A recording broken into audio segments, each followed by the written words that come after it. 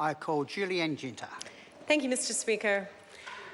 The Green Party will be supporting this bill because there's actually quite a small but important win for the Green Party and the Labour Party in this, in that National has finally realised, after 8 years in government, that they were wrong to cancel the R&D tax credits. So they've started to bring them back a little bit in this bill, and we can support the bill for that reason. It is a large and wide-ranging bill, and we don't agree with everything in it.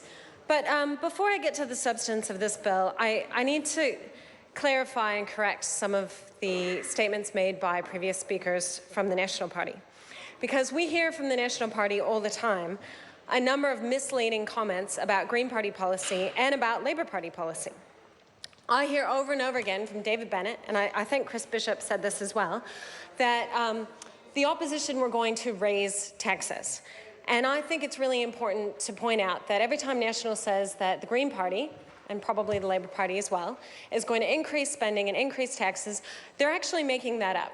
And any of you watching this at home can go look at the Green Party website and see our fully costed program, because before the last election we showed how we were going to pay for every policy we proposed, and we also showed how we were going to give a tax cut to 97% of income earners. So the reality is that National finds it easier to go around being misleading about opposition party policies than to debate the actual merits and issues. Because the reality is their party isn't delivering the results for New Zealand that they claim it is. And I also heard in speeches tonight that National is very serious about innovation and high-tech economy.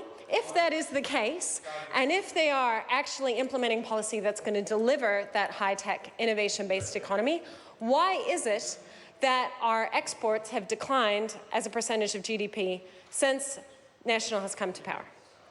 They've actually declined. They set a target of increasing it, and it's declined right back down to 28% of GDP.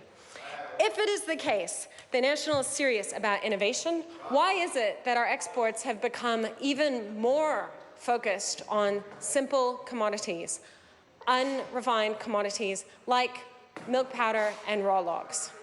Because that's the reality. If you go look at Statistics New Zealand, our imports have been increasing. Our exports have been not diversifying at all. And the proportion of R&D spending, that's the proportion of the economy that has been put into research and development, has started to decline as a proportion of the overall economy.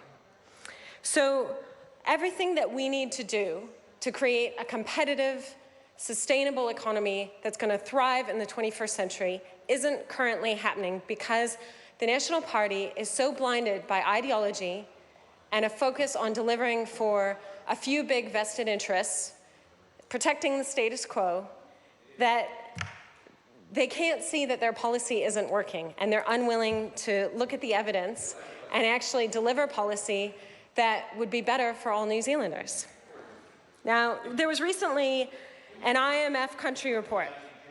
Very, very recently, the International Monetary Fund, the IMF, did a country report on New Zealand. And they made a number of recommendations. And they said that, one, we need to address our low savings rate by increasing incentives for KiwiSaver. What has National done? They've actually been decreasing the incentives for KiwiSaver. They said we need to reform the current tax incentives around housing and property. Now, credit where it's due. Despite David Bennett's previous scaremongering about a capital gains tax, National has implemented a very baby version of a capital gains tax with the Bright Line test. The sad thing about it is that it's so full of loopholes, it won't actually be effective. It only applies to residential land. God knows how we're going to define that, because any land in New Zealand can be used for residential property. It only counts for 2 years, so it's not going to disincentivize property speculation in the Auckland housing market, which is already rampant. So the IMF country report actually does recommend extending the Bright Line test to at least 5 years, which is something the Green Party proposed, and we put forward an amendment to that effect. Also in the IMF country report recommendations, we're boosting the research and development spend. So it's great that this bill finally brings back some tax breaks for research and development, because that is the most efficient way to incentivize research and development. But we need to do more than that. We actually need public investment in research and development. If we want to be as competitive as other small countries like Denmark, Finland, Israel, Singapore, they're all countries who are similar in size to us, but they are doing much better, they're much richer. And part of the reason is because they have a much more diversified economies, and that's because of government policy, which is actually evidence-based and effective. And all of them are investing 3 to 4 times more than we do in innovation. So before the last election, the Green Party proposed a big public investment in research and development, in addition to bringing back research and development tax cuts, because that is the best way to get the private sector to step up and invest in innovation. We know this from research. You can look at the book Get Off the Grass by Sean Hendy, and Sir Paul Callaghan recommends a whole range of policies which demonstrate that what New Zealand needs to become more successful in the world isn't to cut taxes, it isn't to liberalize regulations and make it easier to do business. We're already one of the easiest places in the world to do business. What we actually need is more public investment in our people and better protection of our competitive advantage, which is our pristine natural environment. And that is why the Green Party actually has the most realistic, sensible economic policy of just about any party in this parliament. I will say that we hear a lot of sensible policy coming from the other parties on this side of the House, but not so much from the party that's in government.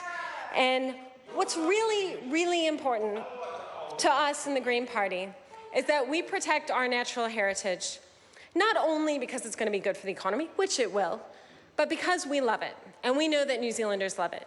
And we cannot get richer by selling off our land or our seas to overseas mining companies and allowing them to potentially spoil our pristine natural environment. It wouldn't make much money anyway, Minister Bridges, so you don't need to worry. The way to be successful in the 21st century is to address the challenges that are facing New Zealand and the world. And we know how to do that. We have the evidence how we are going to do that. The 2 biggest challenges facing New Zealand and the world are inequality and climate change. And those 2 challenges are actually interconnected. And we could address both of those through our tax system by developing a high-value, clean, green economy that works for everyone in New Zealand, not just for those at the top. We don't need to increase taxes for 97% of New Zealanders. But yeah, those who are on the highest incomes, over 140,000, they can afford to give a little bit more back. And it does make sense to tax income from property the same as income from work is taxed. Any economist in the world would tell you that. In fact, I was at a meeting at the OECD in Paris where they were pretty shocked that New Zealand wasn't doing that. So I think that this particular bill, while it's a tiny, tiny step in the right direction, demonstrates the limit of the vision of this national government. They're ultimately here to govern for those who already have the most, to protect the status quo, and to avoid dealing with the great challenges that we are facing. We, on this side of the House, have practical, costed policies that will address the real issues facing New Zealanders and ensure that our children have every opportunity to grow up in warm, safe, healthy homes, to go to school where they can learn because they have access to healthy food, and to grow up and have an opportunity to find meaningful work that pays them a living wage that doesn't rely on destroying our pristine natural environment, but actually makes the world a better place. And that's the New Zealand we stand for.